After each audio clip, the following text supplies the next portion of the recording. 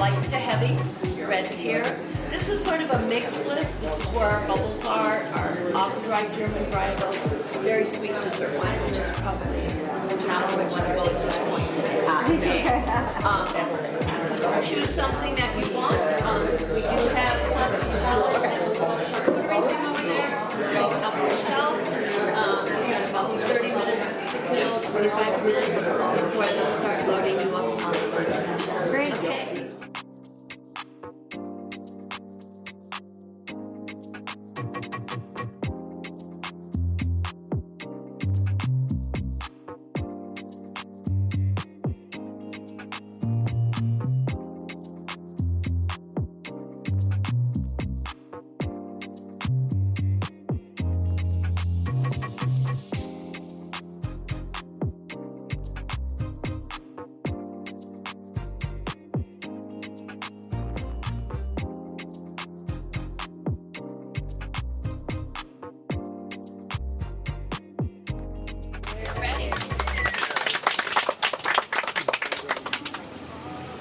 I will warn you ahead of time, I have done this tour before.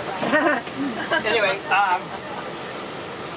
we're going to start off going to the Valley View Vineyard. If you remember our labels, Valley View is on a lot of our labels, and we grow a lot of different varieties there.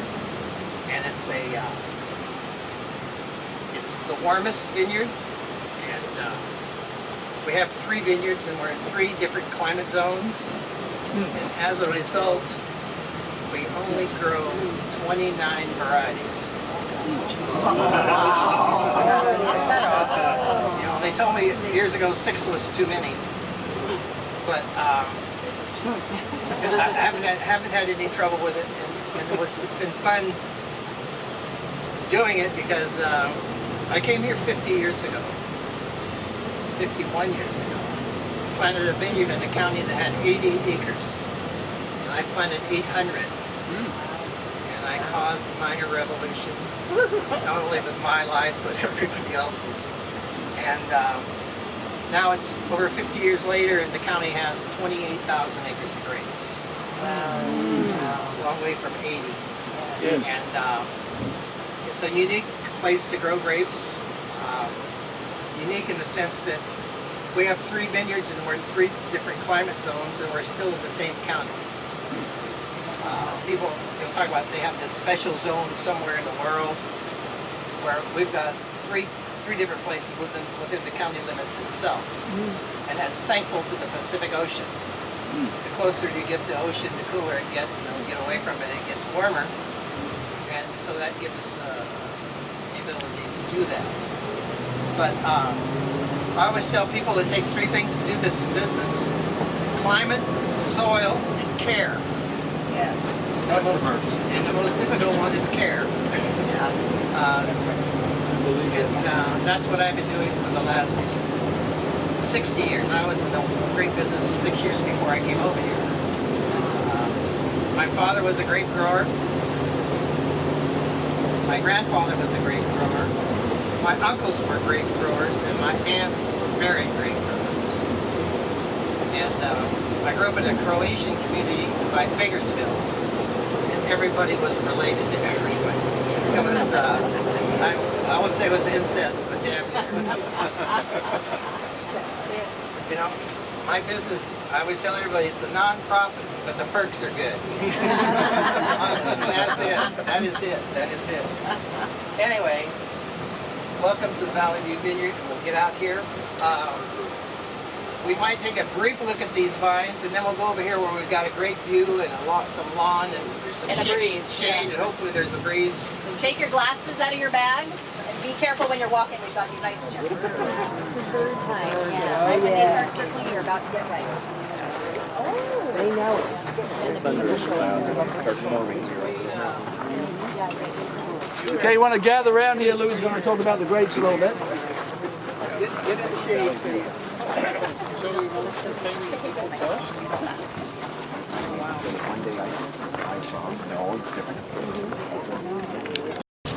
Normally we don't mess with the afternoon sun side of the vine. the sun sets, it's too much heat.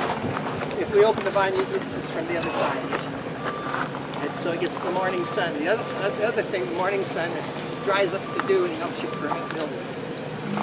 So this vine has been manipulated for the last 6 months, starting off with pruning and tying. And then we do shoot removal, and we do hedging, we do leaf pulling. These vines right here are 40 years old, except this one with an umbilical cord right here. When I bought this property, there was like 15 or 1,600 vines here, and now there's over 4,000. And what I did is I put another row down the middle, and then I took these old vines, and I ran a cane from that vine there over here underground, and I developed this vine. Put in 2 vines, put a vine in between the existing vines. Wow. If you planted the vine there, you take a lifetime to get it to be good. Where this, the mother, it's always good as its mother and it works. Most people won't do it because they think it's too much trouble. So I only did a couple hundred acres. Confirmation on that.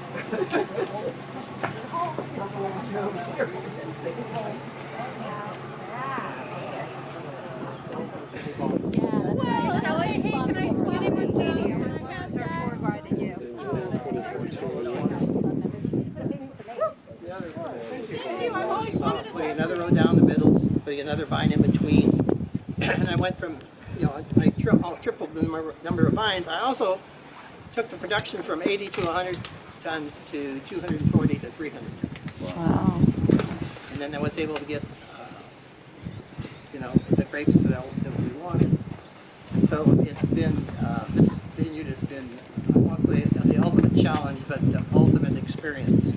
It was so receptive to the things that we were doing. And then about 20 years ago, 5 years after we got this, and I was looking at Cabernets, I belonged to the BB Wine Club. And they sent me a bottle of Clone 6 Cabernet for $150, 20 years ago. And I called up the guy that said, I need 4,000 Clone 6 vines. And I added Clone 6 here. And it has proved to be, now there's one that the grapes are just superior. They're smaller, and I make it 100. We make it 100% Clone 6.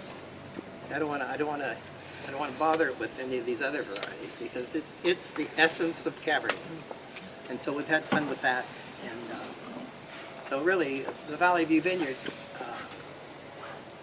to start with was this vineyard that everybody was talking how wonderful the Sauvignon Blanc was, and we still do Sauvignon Blanc, and it does good Sauvignon Blanc.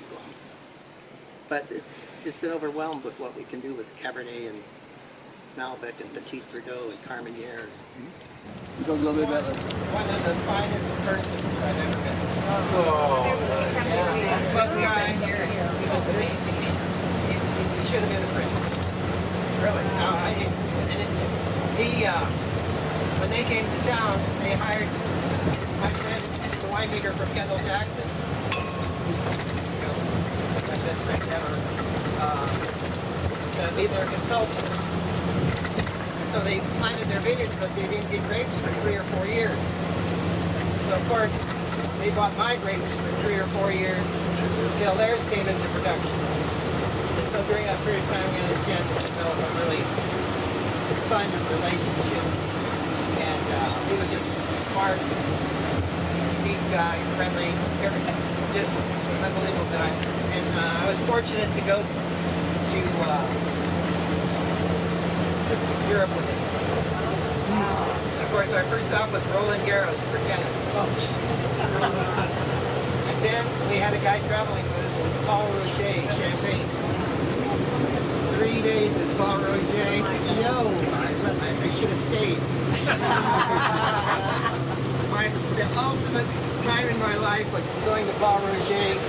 I took one step off the train and I had a glass of champagne put into my hand. I had one foot on the train and one foot on the ground and a glass of champagne. And I called Jess Jackson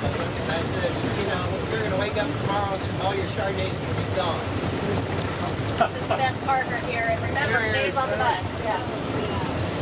Anyway, we had one of my daughters had a beautiful wedding here. Dad said no. How much? Can't afford it. Here comes the bus. It's got my foot in the back. Well, I think that it doesn't matter. It really is.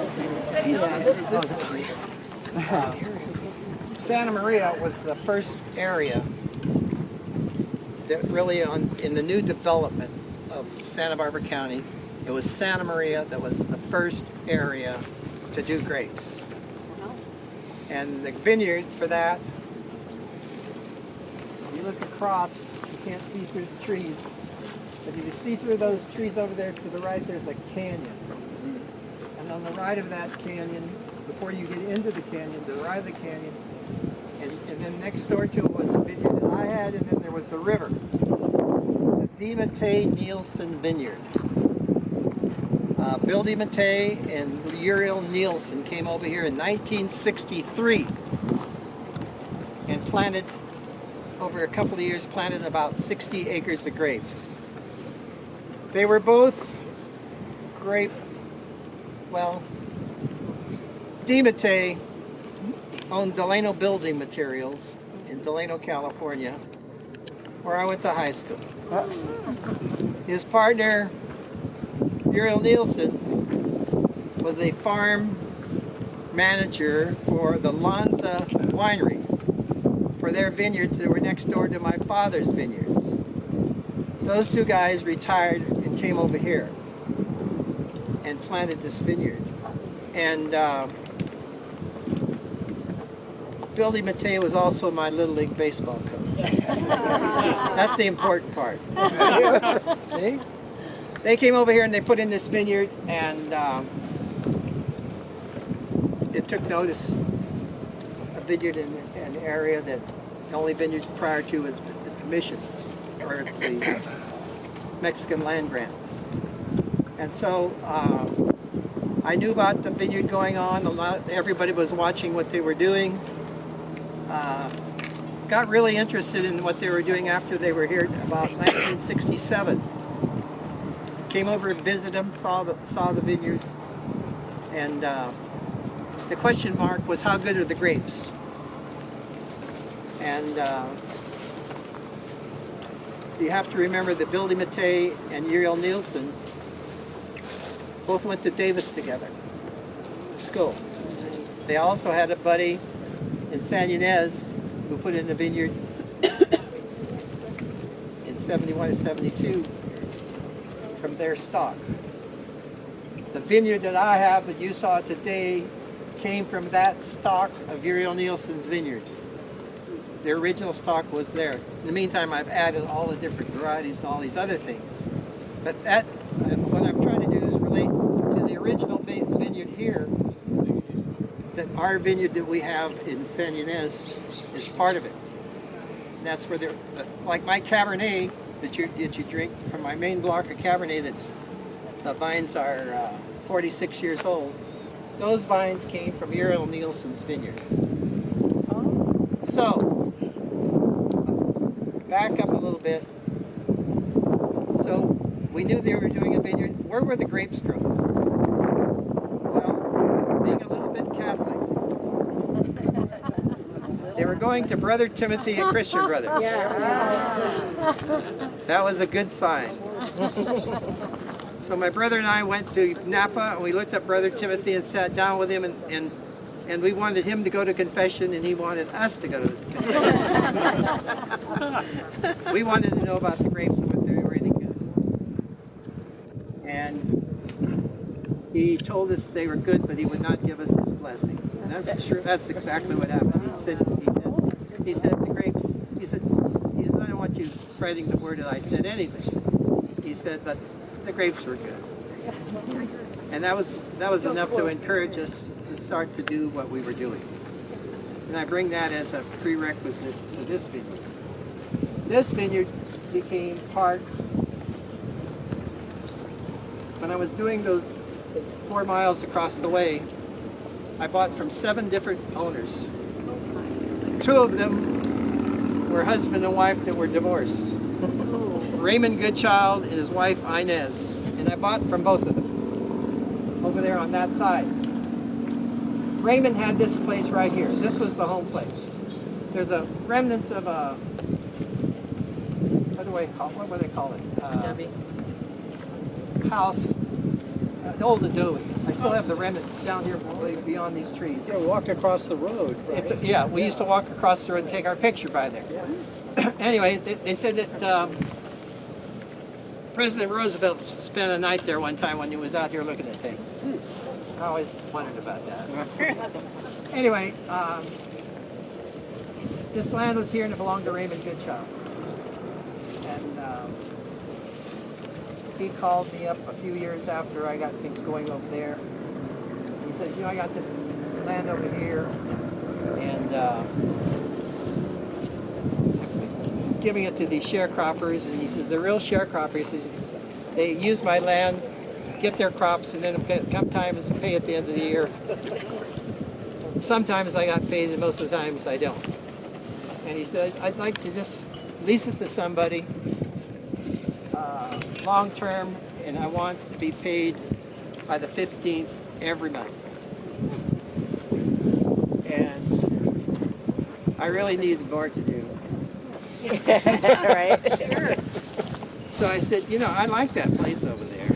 So I leased it for 20 years for $60 an acre per year. Which meant I had to pay, I forget what it was, every month, $500 a month for 20 years. And I used Did he it. want wine? What? Did he want wine? Did you take it in trade? No, he wanted cash. He wanted it. He was adamant that he wanted to be paid first of the month. Okay. I'm going to make a big story out of this, but it's a good story. I used it as an experiment. First thing I did is I put in 20 acres of table grapes, flame seedless, because I was a table grape grower. That's what I was doing over in the San Joaquin Valley prior to coming over here. So I put in table grapes. My brother and I had quarter horses. So I put in 20 acres of oat hay. And grew the best oat hay there was. All the guys down at Los Alamitos wanted to buy hay from me. And then up here I had kiwis. The remnants of the kiwis are over here. I had 6 acres, 7 acres of kiwis. And when I planted them, they were like golden nuggets. It's called the Goodchild Vineyard. I said, I'll make him famous. And he was an interesting guy. Didn't get along with anybody. Except you. Loved to go to Plessis Tavern. Loved to go to Plessis Tavern in Pismo Beach and have stuffed clams. Wow. And he used to call me and say, he never asked me to go to lunch. He says, we're going to lunch, Louis. I'll see you there at 12. No choice.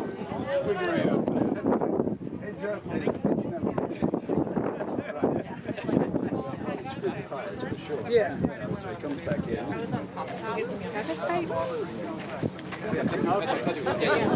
We're standing around Gabby.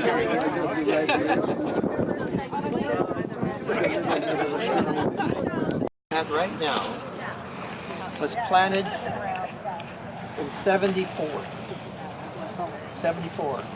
When I was planting all the vineyards there that we saw today in 70, okay? Joe Carrari was here planting, and he was the first one to plant Italian varieties in the county. There was a little Italian lady over here that had some vines, but nothing, it was a commercial type. And Joe was a farm manager for Palmason Winery in Soledad, in Monterey County. Down just 50 acres where the marijuana is. And then the next 87 acres I bought with my brother in 1980. So, and we planted it in 1980. 6 years after Joe started this thing here. And of course Joe was my next door neighbor for all the years, 20 years, 30 years, whatever it was. And I was growing primarily white grapes there. In fact, I planted it in the white wine boom, and it was all Chardonnay, Sauvignon Blanc, and Chenin Blanc. And then I planted it to a Geneva double curtain trellis system. That's the first time that it had ever been done in California. It's the trellis system of the Finger Lakes. And so I was involved with that. And then 26 years ago, Royce Lewellen and I bought Carrara, which was on both sides of what I had. And overnight, we had these Italian varieties. Fortunately, I've been to Italy several times and grew up in the San Joaquin Valley where they tried to grow Italian varieties and it's too hot. And I really felt this was a great area for Italian. A little of the barrel reserve here. These are all temperature control tanks. This typical part here is filled with glycol. So you can turn the temperature up and down with that.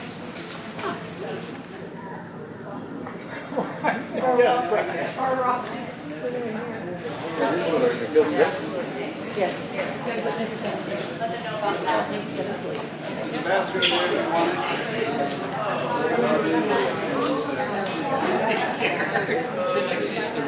Which is where? Right there. Right there by the blue.